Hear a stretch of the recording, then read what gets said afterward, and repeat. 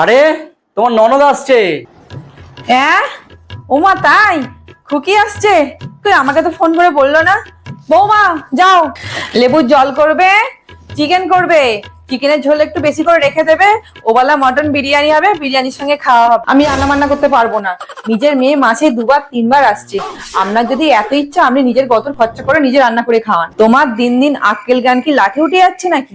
একটা মাত্র ননদ, কোথায় এতদিন পর আসছে, খাওয়াবে, ভালো মন্দ রান্না করে, তা নয় বলছে আমি নাকি পারবো না।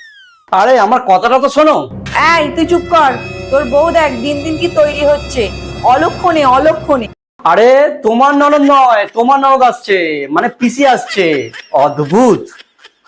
হ্যাঁ, ও আমার ননদ। ননদ ও, হ্যাঁ সবসময় আসলে ভাল লাগে না, কি বলো বৌমা?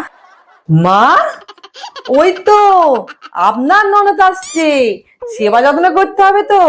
আর কি যেন বলেছিলেন? বিরিয়ানি রান্না করতে হবে। চলুন চলুন, আর উনি তো নিরামিষ খান, মাছ মাংস খান না।